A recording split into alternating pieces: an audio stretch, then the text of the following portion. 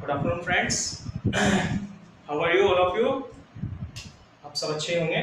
ठीक है, तो आज का जो हमारा इंटरेस्टिंग टॉपिक है वो है लॉज ऑफ मोशन। ठीक है, तो लॉज ऑफ जो मोशन है वो एक्चुअली में बहुत अच्छा इंटरेस्टिंग टॉपिक इसलिए भी कहा जाता है क्योंकि ये एक हमारे हम जिसे कह सकते हैं हमारा दैनिक दिनचर्या में यूज होता है उसका। ठीक है, किसी भी साइंस का या किसी भी फिजिक्स का जो ब्रांच है फिजिक्स ऑफ साइंस, उसका जो टॉपिक होता है उसे अगर हम हमारे दैनिक दिनचर्या से जोड़ के चलते हैं तो वो बहुत इंपॉर्टेंट और बहुत इंटरेस्टिंग हो जाता है और हमें समझ में अच्छे से आ जाता है। ठीक है, तो लॉज ऑफ मोशन को मैं इसी तरह से आपको समझाने का प्रयास करूंगा। ठीक है, और इस टॉपिक को समझने से पहले आप हमारे इस चैनल को, हमारे इस वीडियो को लाइक और शेयर और सब्सक्राइब जरूर कर लें। ठीक है, thank you. Laws of motion में हम सबसे पहले लेते हैं फर्स्ट लॉ ऑफ मोशन।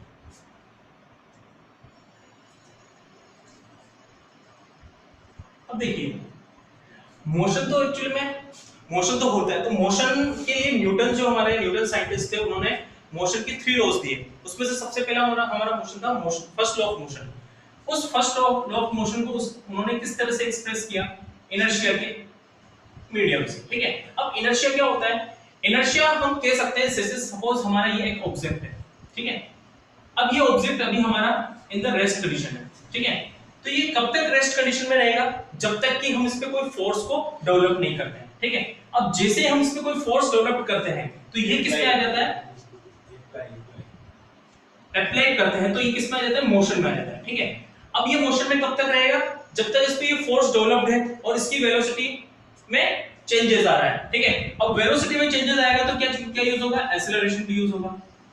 ठीक है, अब जैसे इसकी वेलोसिटी क्या हो जाती है? डिक्रीज होते होते एट रेस्ट में आ जाती है, तो वापस से इसकी वेलोसिटी जीरो होती है, वापस से रेस्ट में आ जाता है। इसका मतलब क्या हुआ? When an object is in rest then it is remain in the rest. वो रेस्ट में ही रहेगा जब तक कि उस पे कोई एक्सटर्नल फोर्स डेवलप नहीं हो, और जब तक जैसे हमने उस पे एक्सटर्नल फोर्स डेवलप किया तो उसी तरह से फोर्स जब तक उस पे डेवलप्ड रहेगा तो मोशन में ही रहेगा जब तक कि उसकी वेलोसिटी क्या नहीं हो जाती? जीरो नहीं हो जाती। ठीक है, तो यही हमारा फर्स्ट लॉ ऑफ मोशन था जो कि इनर्शिया के मीडियम से हमने आपको समझाया। ठीक है, इसके बाद हमारा आता है second law of motion. Second law of motion क्या कहता है Newton? Second law of motion में न्यूटन ने कहा है कि जो फोर्स डेवलप्ड हुआ है एक्चुअली में, ठीक है, वो डायरेक्टली प्रोपोर्शनल होता है rate of change of the momentum. ठीक है, अब ये मोमेंटम क्या होता है? इस मोमेंटम को हम यहां समझते हैं कि momentum is the product of mass and velocity. Momentum is the product of mass and velocity. अब इस p इक्वल्स टू mv को मैं यहां पुट करने जा रहा हूं। f is proportional d, p की वैल्यू है mv अपॉन dt। हम यहां पे इसका डिफरेंशिएट करते हैं, तो जैसे ही मैं प्रोपोर्शनल साइन को रिमूव करता हूं तो एक नया कांस्टेंट आता है जिसे मैं k से डिनोट कर रहा हूं, और मैं जानता हूं कि m यहां पे क्या है? कांस्टेंट है, तो m को मैं बाहर ले सकता हूं dv अपॉन dt। अब देखो फ्रेंड्स, स्टूडेंट्स, मैं आपको पहले ही बता चुका हूं जो dv अपॉन dt है, वेलोसिटी में जो चेंज हो रहा है, ठीक है, वो क्या होता है? आपका एक्सेलरेशन होता है। ठीक है, तो f इज इक्वल टू क्या आ जाएगा आपका? k n a, और k तो हमारा एक नया कांस्टेंट है, k को अगर हम 1 माने तो f इज इक्वल टू क्या होता है आपका? m। तो ये आपका क्या है?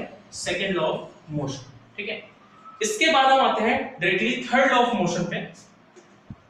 तो थर्ड लॉ ऑफ मोशन का जो नेम है वो बहुत इजी है, action and reaction.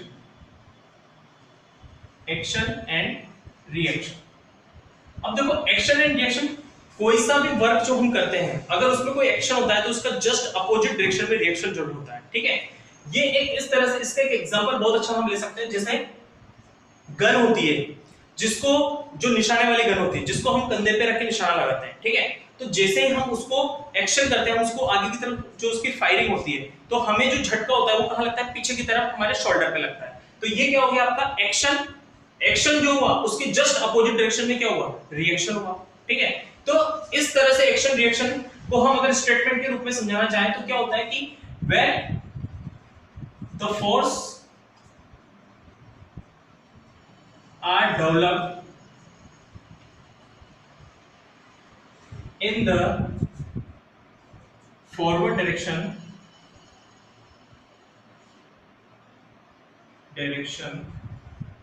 then its opposite reaction, its opposite reaction are also developing in the reverse direction, ठीक है। मतलब कोई सा भी जो एक्शन आपका होगा उसका जस्ट अपोजिट डायरेक्शन में क्या होगा, रिएक्शन भी होगा, ठीक है। जैसे मैंने आपको एक एग्जांपल दिया। अब ये आपका थर्ड लॉ ऑफ मोशन यहां पे कंप्लीट हो जाता है। अब इस तरह से न्यूटन ने आप हर लॉज में जो एग्जांपल दिए वो किससे दिए, हमारे जो रूटीन से जुड़े हुए जितने भी एग्जांपल्स हैं, ठीक है, जिससे हम अच्छे से इसको एक्सप्लेन कर पाते हैं, ठीक है। जैसे मान लो हम नॉर्मली बात करते हैं एक्शन और रिएक्शन, जिस तरह से हमने एग्जांपल लिया। अब ये वाली वीडियो हमारी इसी यहां पे खत्म होती है। इस वीडियो को आप ज्यादा से ज्यादा लाइक करें और सब्सक्राइब करें। Thank you.